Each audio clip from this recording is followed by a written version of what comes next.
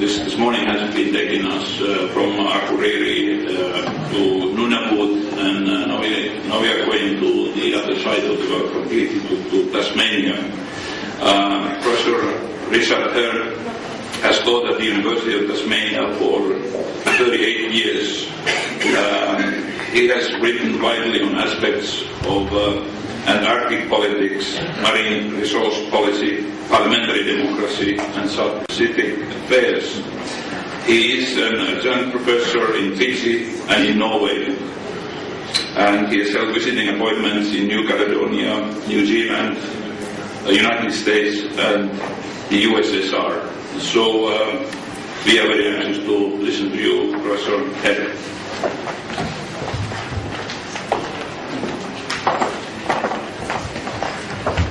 Thank you for the introduction, and I want to thank the organisers for including me in the program. It's been an ambition of mine to be here, not necessarily for this conference, but in Iceland, and I'm delighted to have the opportunity. Tasmania doesn't have polar bears, but we do have devils, so that's the best I could do on short notice. It doesn't look like a Warner Brother one at all, does it? President Grimson yesterday noted that climate change requires a common purpose to meet a common problem. I fully agree with his formulation, but also want to talk about the problems in reaching that capacity to act coherently in achieving a common purpose. Soft law governance requires a great deal of voluntary compliance. Indeed, it's based on voluntary compliance.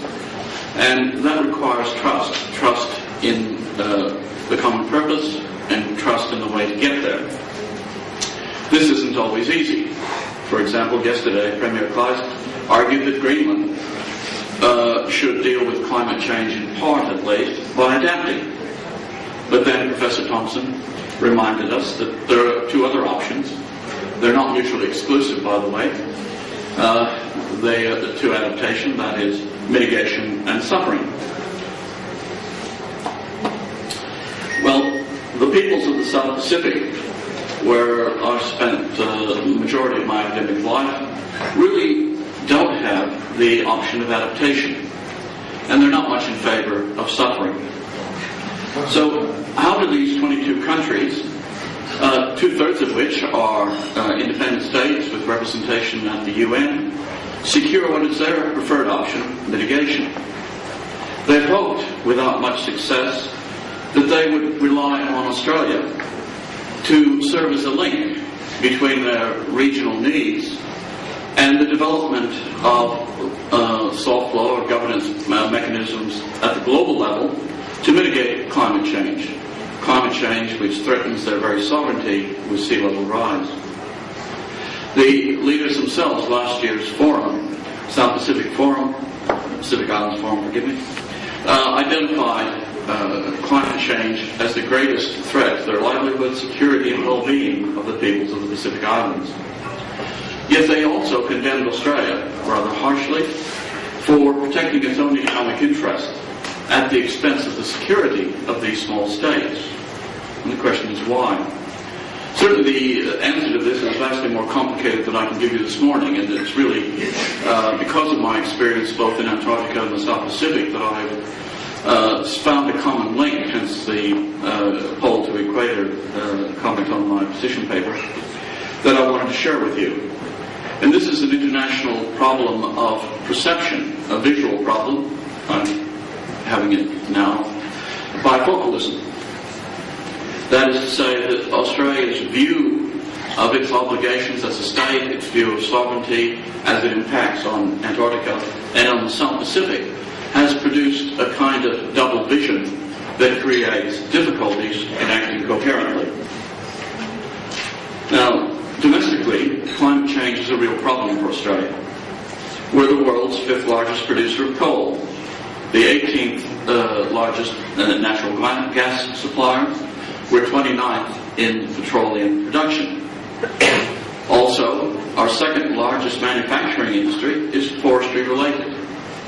So anything that does involves climate change mitigation involves powerful domestic influences that do impact seriously on our domestic political processes. Indeed, it wasn't until 2007 when the newly elected Labour government was able to accede to the Kyoto Protocol. But even then, it didn't have the political muscle to pass domestic legislation in order to bring in an emissions trading system. The recently re-elected Labour government, now headed by Prime Minister Julia Gillard, pressurised by the Green Party, otherwise I'm sure she wouldn't have done it, it's too politically contentious, has brought on a price on carbon for 2012. This has received widespread public opposition and industry opposition, and as far as I could tell when I left home, this opposition is escalating. Now, internationally, Australia's view on climate change is different than the domestic debate, and it affects the way it approaches this problem of governance and ice and how we react to the preservation, as it were, of a world which still does have ice.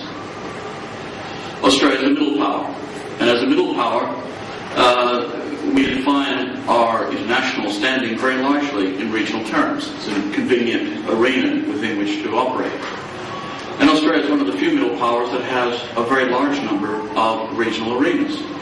We're active in Antarctica, the Pacific Islands, Southeast Asia, and the Indian Ocean. And if you look around the world, there are relatively few middle powers that have as many different arenas as Australia has. But we also have the problem of being consistent across so many arenas. We've been a formative influence in two where climate change is a real issue, that is Antarctica and the South Pacific. We were a founding member of the Antarctic Treaty System. This system is not especially institutionalized, and so has a very high dependence on soft law, that is to say political processes that help regulate and govern interstate behavior. In this, polar law, and I was talking with my good friend Willie Alstron about this at lunch yesterday, polar law is quite different in the north and in the south. Here in the north, as we were hearing this morning, polar law involves real people, real problems of social management, protection of the environment, and fundamentally sovereignty. In the south, polar law is quite different. It is more about political accommodation and more about soft law. The modern South Pacific regional system began in 1947. It began in Canberra, and it is a highly institutionalized regional system, and it expresses itself predominantly, because of the smallness of the islands, their dependence on aid and the like, through bureaucratic arrangements, that is to say, bureaucratic structures managed through regional agencies to try and promote and develop mechanisms for international cooperation. Unlike the Antarctic system, all of its member states are actually resident in the region. So it's the people of the South Pacific who are impacted by the decisions that are made with regard to climate change. Now, both these two regional systems have produced this problem of bifocalism for Australia. The Antarctic bifocalism has been well recognized. It's often seen as one of the strengths of the Antarctic Treaty System.